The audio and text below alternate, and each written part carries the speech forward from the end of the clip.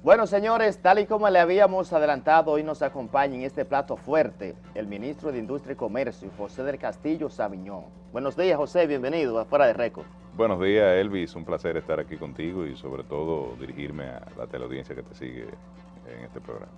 Gracias, ministro. Yo sé que a esta hora de la mañana los televidentes están así, en vilo, porque el tema de Industria y Comercio, desde que se menciona su nombre, ya la gente piensa en combustible, petróleo.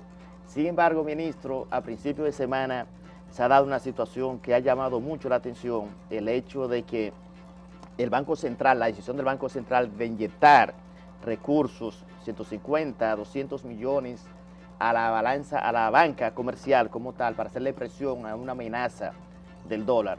Esa combinación ha traído intranquilidad, porque ¿qué va a representar eso para el país? Porque la combinación de dólar más la tendencia alcista que ha experimentado el petróleo, esa combinación es como una bomba de tiempo a la hora de hablarse de precio de combustible. ¿Va a tener esas repercusiones? Bueno, definitivamente que sí, ya lo ha tenido. De hecho, la semana pasada se produjo un incremento en el precio de los combustibles, que como siempre fue una proporción. Cuando se producen alzas, el gobierno, como tú sabes, asume la mayor parte y transfiere a la población una proporción menor, a los fines de aplicar un mecanismo de compensación que está diseñado para beneficiar al consumidor en momentos de volatilidad hacia el alza. De todas maneras, venimos de 29 semanas consecutivas donde se produjeron, desde mediados de julio de este año, rebaja o congelación en los precios de los combustibles. Esto permitió, en el caso de las gasolinas, una rebaja de cerca de 80 pesos, que ahora estará por los 75 con el incremento de la semana pasada. Y en el caso de los gasoil, casi 70 pesos. Ahora está por los 68 con el incremento de la semana pasada. Y en el GLP todavía, a pesar del peso y 50 centavos que se le subió la semana pasada, pues está con una rebaja superior a los 30 pesos con relación a su nivel más alto, que fue de 116 con 60. Esto definitivamente ha permitido que el país se beneficie de una situación que se produjo en el mercado internacional, donde el precio del crudo registró rebajas de hasta un 50% en su valor por barril, pero lamentablemente es un producto que es un commodity y ahora el mercado se ha redireccionado hacia el alza y, como tú bien señalas, ha recuperado en apenas 10 días más de $10 el barril de petróleo, que si tú lo multiplicas por 45, estamos hablando de 450 pesos y dividido entre 42, que es lo que tiene un barril de petróleo, esto sin el proceso de refinado para ir a los derivados. Solamente en caso de que vendiéramos crudo en las estaciones, estamos hablando de alrededor de 11 pesos por galón de crudo que ha incrementado el precio. Naturalmente que un escenario de alza en la tasa de cambio, que es lo que el banco ha hecho ahora es prácticamente preventivo ante un elemento cíclico que se produce a principios de año, donde hay mayor demanda de dólares porque los comerciantes inician el proceso de sustitución de los inventarios en la medida en que han salido de ventas, ¿verdad?, que fueron bastante importantes, más que otros años, a finales del año pasado, y definitivamente que el banco de manera preventiva ha intervenido con una colocación que el gobernador anunció entre 150 y 200 millones de dólares. Sin embargo, lo importante es que el gobernador... usó una frase de inestabilidad. ¿Cómo dice? El gobernador usó una frase de inestabilidad. Bueno, inestabilidad en la tasa de cambio. Y movimientos atípicos. En la tasa de cambio, ¿no? Evidentemente que lo importante es que el banco cuenta con reservas de más de 4 billones de dólares, reservas récord, que están... que son el elemento quizás de compresión a cualquier escenario donde se produzca una devaluación o un proceso de inestabilidad, como él llamó, o un ataque contra la moneda, como se denomina en otras. También se aumentó el nivel de encaje, con lo cual se sacan pesos de la economía y se le quita presión a la moneda. Yo creo que la autoridad monetaria tiene todas las herramientas para surcar este breve periodo donde se ha producido un incremento de la tasa de cambio que ha superado los 45 pesos. ¿Llama preocupación al gobierno esa posible inestabilidad, sobre todo en la parte mira, de la compra? Porque nada más ustedes compran a futuro. Nada más con el ahorro de 1.200 millones de dólares que tendría el país en el tema de la compra de combustibles, si se mantienen precios similares a lo que hay ahora, pues debería esto generar una estabilidad de la tasa de cambio, porque son 1.200 millones de dólares menos que la economía va a salir a adquirir al mercado. Como consecuencia de esto, me parece que esto es un tema coyuntural, pasajero, cíclico, si se quiere, fruto de lo que te mencionaba anteriormente y se produce de manera natural entre enero y febrero de todos los años, y que creo que va a volver a estabilizarse. Cuando se habla del tema del precio a futuro, algunos analistas y críticos plantean, ministro, de que el presupuesto actual, la proyección para la compra fue sobre la base de $100. Hoy... Menos de ahí, fue creo que 86 por ahí. No, casi los 100, en una parte que hizo el ministro de Hacienda. Los $100 en la proyección. De ahí algunos sectores critican el hecho de que las rebajas no se corresponden con la misma proporción de la compra, porque si se compra a futuro, el presupuesto actual, $100, ustedes tendrían unos 50. No se compra a futuro, Elvi, eso no es correcto.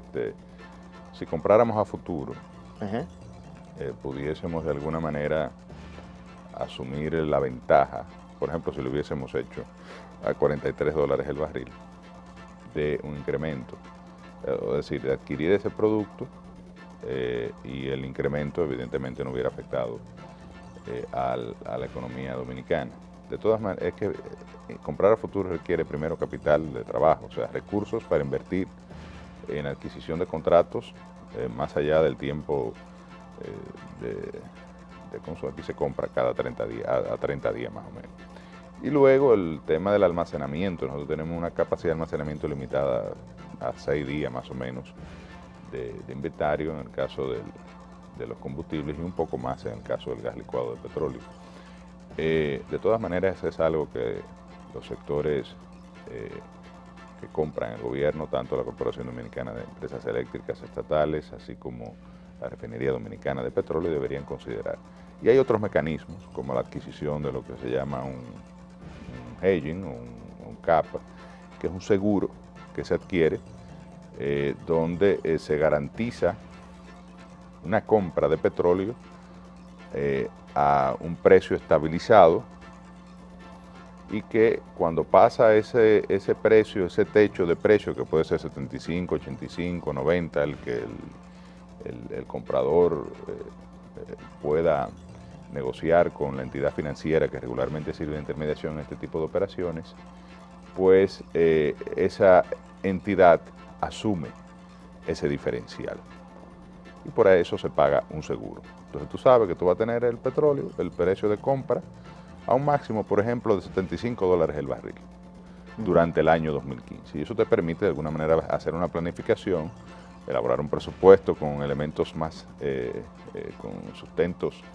más realistas, porque lo cierto y lo que se ha demostrado es que nadie sabe lo que va a ocurrir con el precio del petróleo. Tanto es así que yo te preguntaba el año pasado, a esta misma fecha, si tú considerabas que el petróleo iba a llegar a $43 el barril, y tú probablemente ibas a brincar de la silla en un momento donde estaba por encima de los $100 y todas las previsiones era que se iba a mantener alrededor de ese valor. Lo cierto que mientras tanto nosotros debemos continuar experimentando el beneficio que ha generado para la economía dominicana, para los consumidores de combustibles, la rebaja de los precios, y la hemos transferido en una proporción importante Hay que saber que la República Dominicana no compra crudo, cuando la gente hace el cálculo del 50% en la rebaja del crudo, sino que compra derivados que van a un proceso de refinación que implica costos en su producción, y lo que adquirimos es gasolina, gasoil, gas licuado de petróleo, queroseno, Aptur y fuel oil. Esa parte de la OPEP, por ejemplo, ese llamado a principio de semana de que su incremento en la demanda rondaba un 20%. La proyección para algunos analistas internacionales plantean de que esa proyección de un 20% podría tener repercusiones en los países como el nuestro, que no son productores de petróleo. Le hago la pregunta porque entonces el país tendría que irse preparando de mantenerse esa tendencia a no ver nuevas rebajas. ¿Es correcto Mira, eso, ministro? vuelvo y te reitero, nadie sabe lo que va a ocurrir con el precio internacional del petróleo. Hay una estrategia de los principales productores de la Organización de Países Exportadores de Petróleo, encabezada por Arabia Saudita, de mantener la cuota de mercado que tiene el petróleo y sus derivados frente al gas natural, que a pesar de la rebaja que ha tenido el precio del gas natural, que se referencia al precio del petróleo, es regularmente un 13-14% del Brent, que es el petróleo que se comercializa en Europa, el precio del gas natural.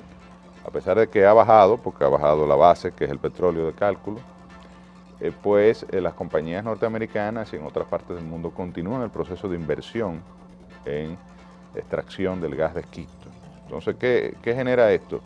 Bueno, que la decisión de mantener la cuota de producción de parte de la OPEP probablemente se va a mantener, sobre todo porque Arabia Saudita es de los principales productores de la OPEP, va a continuar produciendo petróleo.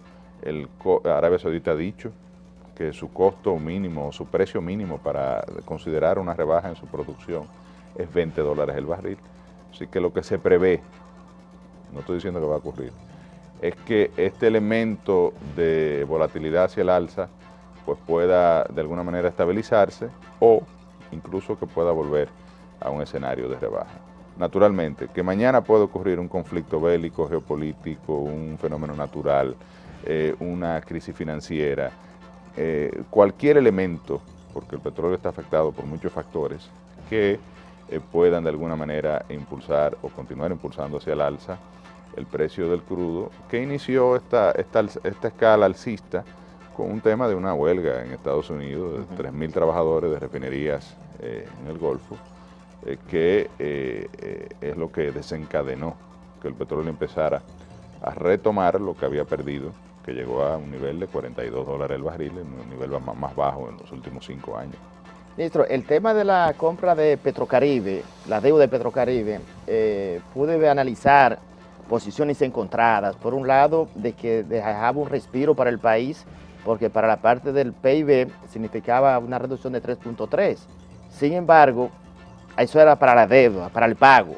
Sin embargo, aumentaba la parte de la deuda, los años, casi a 17, 18 años. Mira, todo el que se ha puesto a esa operación ha hecho es ridículo, porque en la mayoría de la opinión pública, de los economistas, que tienen además el hecho de que su formación le permite evaluar, ¿no?, los elementos técnicos de esta operación, el sector empresarial, comercial, industrial, los partidos de oposición, el PRD, el PRM,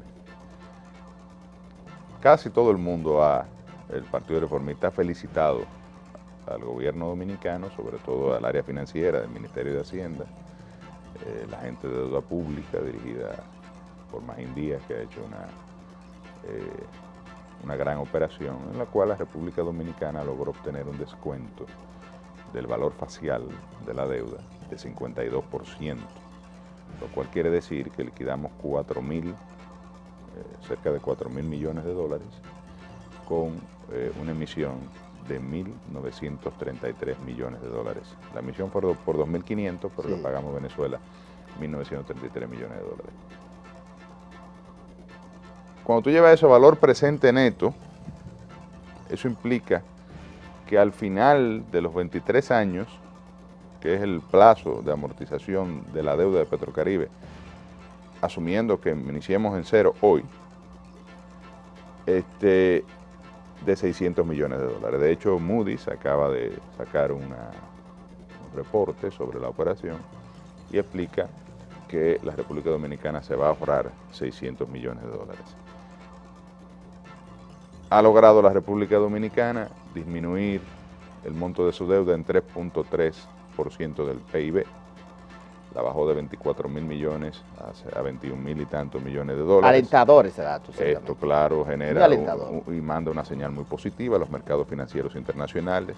¿Sí incrementa la inversión? Además, claro que extranjera. Sí. Por lo menos a la inversionista extranjera le envía el mensaje de que la República Dominicana paga su deuda. Es buena paga. Que además logra una operación de este tipo, que es una operación ya compleja desde el punto de vista financiero, que incluye la emisión de dos tipos de bonos. Un bono que la República Dominicana de 1.000 millones de dólares por primera vez ha colocado a 30 años de amortización. Nunca antes la República Dominicana había logrado una colocación de bonos a tan largo plazo. Y luego este descuento de deuda es el mayor en la historia financiera también de la República Dominicana. Nunca antes el país había logrado una operación de renegociación de una deuda, en este caso con nuestro primer acreedor internacional, que hasta ese momento era Venezuela, con un descuento del valor facial de 52% y un ahorro de 600 millones en términos de valor presente neto en la operación.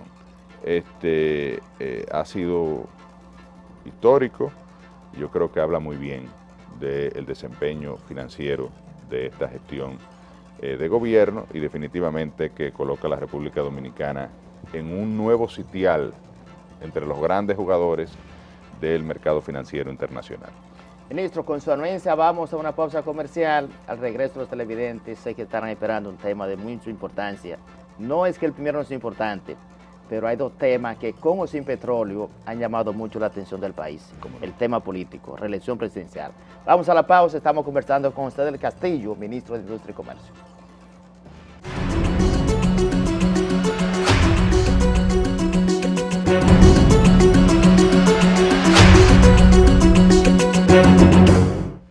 Continuamos conversando con el ministro de Industria y Comercio, José del Castillo Sabiñón. Antes de la pausa, el ministro hizo esos recuentos petrolero, Petrocaribe, petróleo, combustible. Muy bien. Sin embargo, sé que ustedes, sobre todo Barahona, está así, sin pestañear. Ministro, el tema de la reelección presidencial, usted jugó un papel importante en la campaña pasada, es un miembro activo de su partido, el de la Liberación Dominicana, y hombre cercano al presidente. ¿Están dadas las condiciones para esa reelección presidencial? Mira, desde el punto de vista de lo que la mayoría de la población ha manifestado que quiere, y lo ha manifestado en todas las encuestas de opinión que han salido a la luz pública, incluso desde hace tiempo, desde el año pasado, desde principios del año pasado, desde ese punto de vista están dadas todas las condiciones para producir una reforma constitucional que permita la repostulación del presidente Medina. Definitivamente que he dicho en otras ocasiones, y lo creo firmemente, que otro elemento que debe tomarse del cual debe partir este proceso es un acuerdo interno en el Partido de la Liberación Dominicana que permita que los dos liderazgos que más gravitan en esta organización puedan ponerse de acuerdo en torno a la necesidad de una reforma constitucional, que esto vaya al comité político, sea discutido, porque además en el comité político concurren los demás precandidatos presidenciales que están ahora terciando para lograr la candidatura del PLD para las elecciones del año 2016, y allí pues quedaría de alguna manera decidido el curso que tomaría la organización política. Si asume un proceso dirigido a modificar la Constitución de la República, tomando en cuenta que tenemos una proporción importante de los legisladores que interactúan en la Asamblea Nacional. Estamos hablando de una cantidad de diputados de 99 diputados y 31 senadores que tiene el Partido de la Liberación Dominicana, y evidentemente que esto ya desencadenaría el proceso de reforma del artículo 124, y yo pienso que tanto la organización política PLD como los funcionarios que han sido electos por voto directo por el soberano, por el pueblo, de quien emana la soberanía, ¿no? El poder público, ¿no? Que es ejercido a través de representación, debemos, y los partidos políticos que además tenemos de alguna manera el monopolio del poder político, ¿no? Debemos actuar en función de lo que quiere la mayoría de la población. Sin un acuerdo, ¿usted Cuando no ve tú posibilidad? tienes el 70% de la población encuestada que dice estar de acuerdo con la reelección del presidente Medina, cuando tú tienes el 51% de los que dicen que votaron por el PRD en la elección del 2012, de acuerdo con la reelección del presidente Medina, cuando la mayoría de los sectores se manifiestan a favor de la repostulación del presidente Medina, tú tienes como legislador, como funcionario público, como partido político, como líder, en el caso de los liderazgos, que actuar en función de ese deseo que no es más que el mandato de la mayoría. ¿Sería eso una insensatez de los senadores, los legisladores de su partido que se oponen a la reelección presidencial? Yo no quiero calificarlo de esa manera porque lo cierto es que hoy en día la Constitución prohíbe la reelección. Lo que sí sería de alguna manera desoír lo que la mayoría de la población está solicitando, y cualquier proceso que no se dé en el marco de ese deseo de la mayoría de la población, de alguna manera iría en contra de lo que todo el mundo quiere, o el 70% de la población ha manifestado, el 67.7% en una encuesta, el 70% en Asisa la semana pasada y el 70% en Gallup esta semana, que además coincide con los demás sondeos de opinión. Yo pienso que el PLD le haría un gran servicio al país, porque además esta manifestación a favor de la repostulación del presidente Medina viene dado por un elemento fundamental.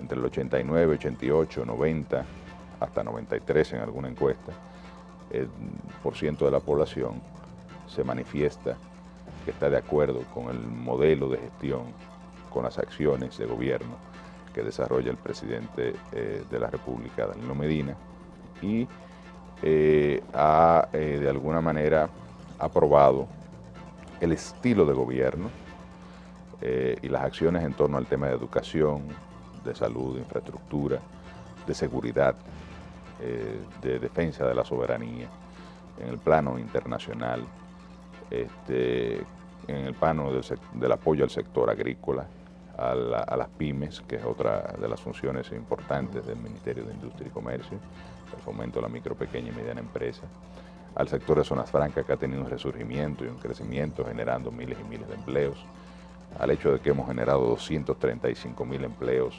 en los primeros 2 años de gestión. Vamos a cumplir ampliamente la meta de los 400.000 empleos dignos que el presidente Medina se comprometió. ¿En qué tiempo esa meta, ministro? No, de aquí al 2016, yo creo que antes del 16 cumplimos los 400.000 empleos. Ya en los primeros 2 años cumplimos o aportamos al país 235.000. Si en los otros 2 años de gobierno nos restan 1 de año completo y 8 meses del año entrante, más o menos, estaríamos hablando de que si aportamos la misma cantidad que aportamos en los primeros 2 años, serían 470.000. Pero yo pienso que eso dependerá del desempeño de la economía. En sentido general, este año luce que va a ser el mejor año en términos de desempeño económico, fruto de varios factores. Va a continuar el crecimiento que experimentamos durante el año 2014, cerramos con un crecimiento de 7.1. Los supuestos macroeconómicos parece o se plantea que seguirán con un nivel de inflación bajo, estabilidad relativa de la tasa de cambio, a pesar de que en estos días hemos tenido un ligero repunte de la tasa de cambio. A mí no me cabe dudas de que en los próximos días eso tenderá a la estabilización, Y un elemento muy importante fue lo que hablamos durante todo el primer segmento de este programa, ha sido pues la rebaja internacional de los precios del petróleo, que aún con el incremento que se ha experimentado en estos días del precio del barril, está todavía muy por debajo de lo que experimentamos durante el año 2013 y la primera mitad del año 2014. Todos estos elementos van a contribuir a que la economía dominicana tenga un buen desempeño y combinado con la buena gestión de gobierno del presidente Medina en los ámbitos que te había señalado, pues estoy seguro que este será probablemente el mejor año de gestión de esta administración que culmina en el año 2016.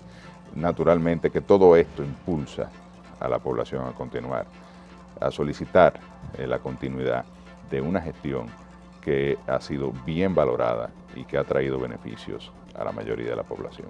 Ministro, mientras estamos aquí en Santo Domingo, este programa, a casi 275 kilómetros, está Barahona. Sé que hasta ahora los barahoneros están viendo este programa.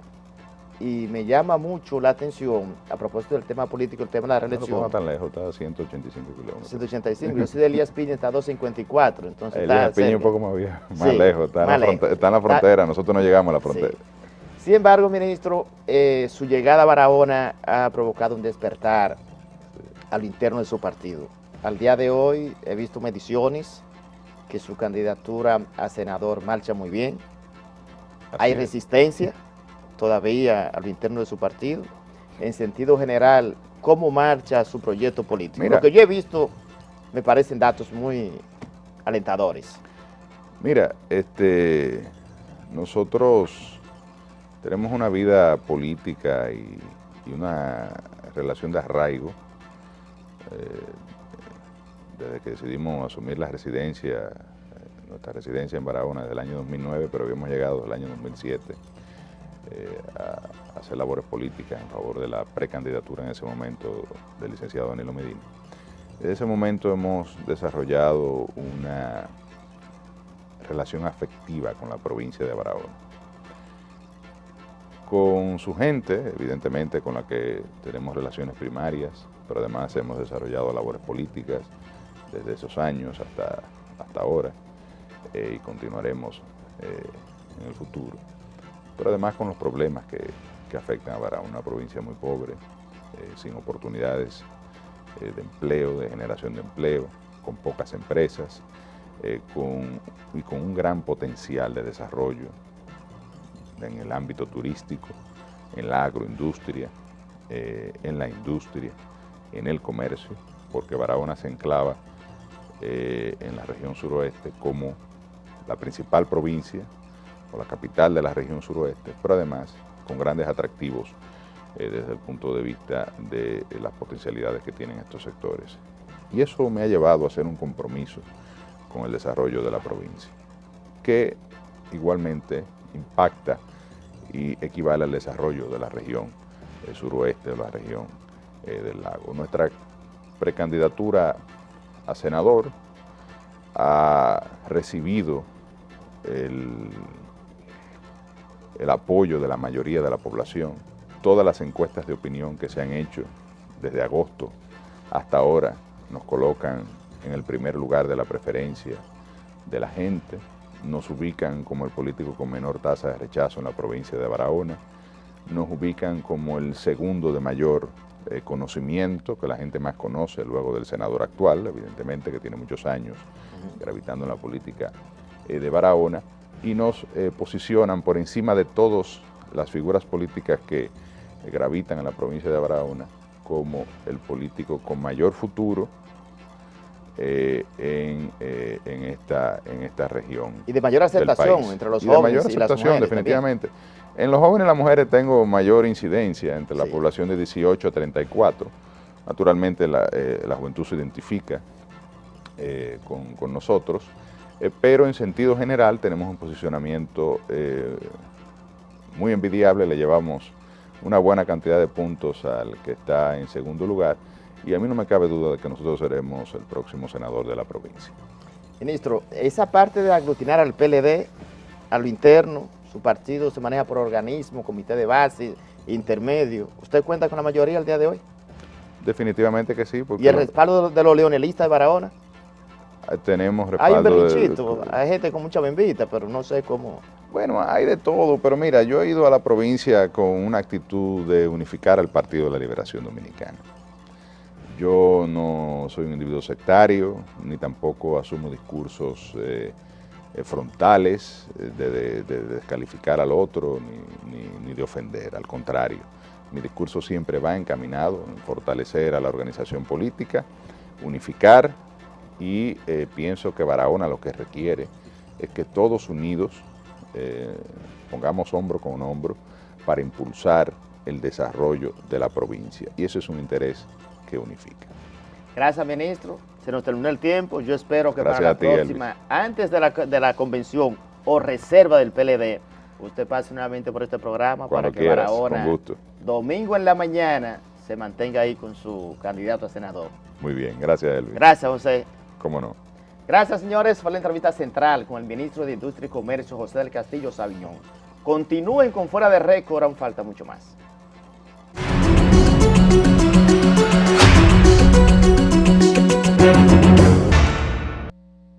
Continuamos con el contenido de Fuera de Récord, señores. Esta semana yo no me quería referir a ese tema del caso Quirino. No lo quería tratar. Primero había muchas versiones, posiciones encontradas y quería dejar que el tema fluyera. Vino una denuncia del colega y amigo Salvador Holguín, quien presentó la carta que dice Holguín le llegó a todos los comunicadores. Una denuncia responsable de mi colega y amigo Salvador Holguín, a quien admiro por su valentía, por su dedicación y un profesional muy serio.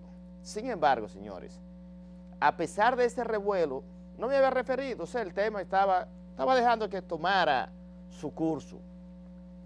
La llamada de Quirino Ernesto Paulino a la Z101 ha desatado un avispero a lo interno de los partidos políticos. Y claro está, en el oficialista más. Me llama bastante la atención y quiero hacer un paralelismo. La llamada, sea falsa, sea mentira, sea un montaje, lo que usted quiera decir, que la oposición, que el PRM, que Luis Abinader, que Hipólito Mejía, que la oposición, si el coronel no tiene quien le escriba a Monchi Fadul, el ministro de Interior y Policía, el coronel entonces tiene quien le escriba. Como diría es la obra de Gabriel García Márquez. Miren, y yo digo lo de Monchi por la sencilla razón de que contaminó la investigación. Definitivamente que sí. La llamada de Quirino se produce en un momento en que la República Dominicana se ha mantenido en vilo por la situación a raíz de los 200 millones de pesos que alega esa supuesta carta, sea verdadera, sea falsa, que sea la oposición, que el PRD, PRM, repito, todo eso, todo lo que ha pasado en ese engranaje. Sin embargo, yo considero que la persona más autorizada a hablar del tema, yo considero, es Leonel Fernández Reina. A Leonel no hay que defenderlo. Leonel Fernández es un patrimonio para este país, eso es verdad. Y como Leonel es un patrimonio para este país, yo considero que la persona más indicada para defenderse de esa acusación grave por demás es el propio Leonel Fernández. Ayer se produjo una reunión entre el presidente Danilo Medina en la residencia del expresidente. Estuvo la presidenta del Senado, la distinguida amiga Cristina Lizardo, Alejandrina Germán, Franklin Almeida, y vino esa solidaridad del presidente Danilo Medina. Bien hecho eso por Danilo. Solidarizarse. Estuvo Félix también, sí, ese Félix Bautista, y Pina Toribio. ¿Se ve en el video? Bueno, los medios no lo resaltaron, que estuvo Félix en la reunión. Yo considero, señores, que esa solidaridad del presidente Danilo Medina está muy bien, que el presidente sea solidario. Ahora, ¿cuál es mi crítica? Estuvo también de Andino Peña. Me llamó bastante la atención que Andino estuviese en esa reunión, porque la postura que ha mantenido José Ramón Fadul es lo que más me llama a mí al debate. O sea, insisto, la contaminó. Dice Monchi Fadul, vamos a investigar la denuncia. Ah, la vamos a investigar la denuncia, sí.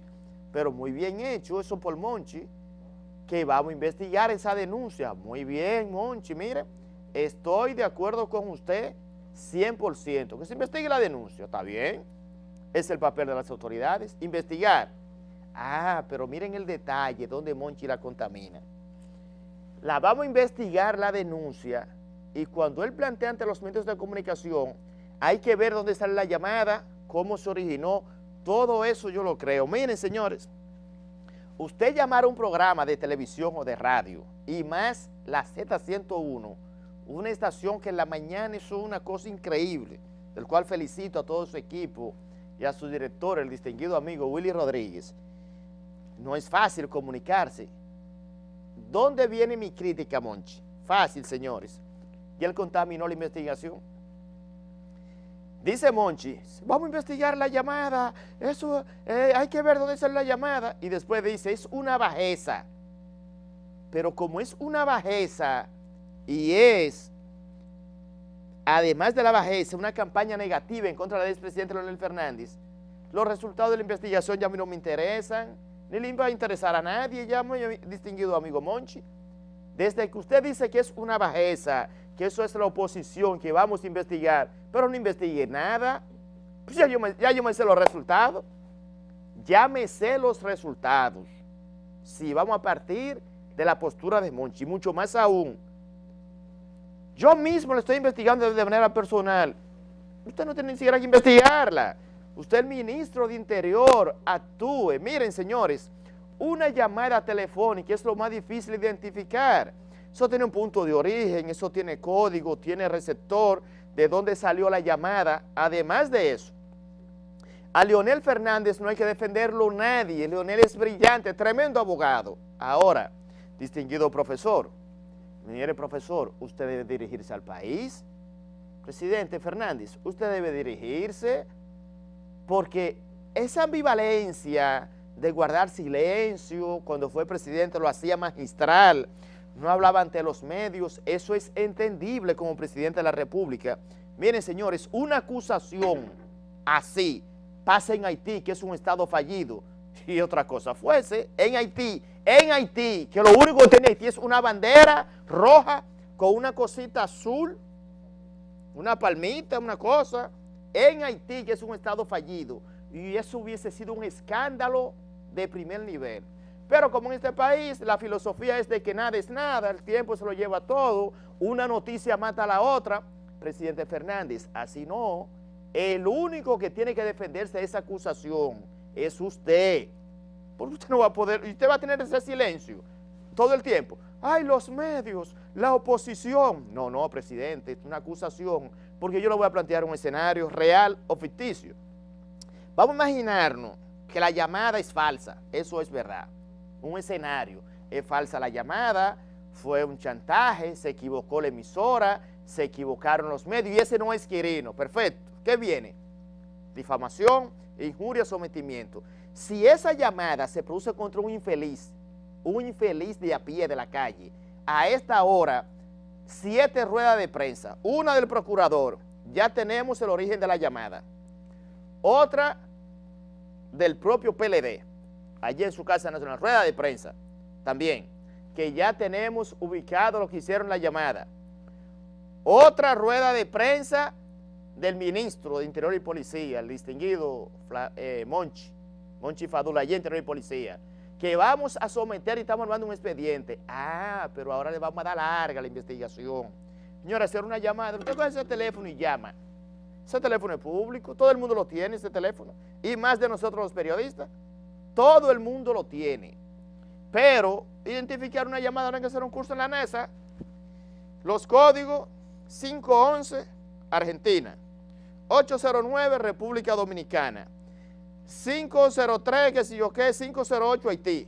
Es fácil identificar una llamada. Si usted rastrea lo que entraron a la Z de la investigación, se ve. Es un escenario, otro escenario. ¿Y si fue Quirino de verdad que llamó? Explíqueme. Un escenario, sí, director, sí. fue Quirino, dígame, ¿qué hacemos? Miren, la voz, ay sí, pero es verdad, es Quirino. Otro escenario, sí fue Quirino entonces que llamó, sí es verdad, llamó Quirino, que está preso en Estados Unidos. ¿Cómo salió esa llamada?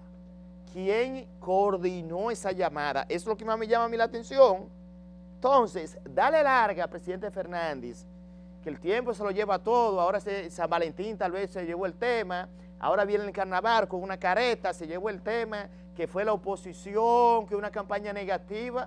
Sí, pero el país necesita saber, presidente, el nivel de profesionalidad suyo, brillante jurista, Leonel Fernández es un patrimonio, director para este país, enorgullece a los dominicanos. Leonel Fernández, sí, eso es verdad, aunque usted no sea de él, Leonel Fernández es una figura que está a la altura de toda la clase política entera.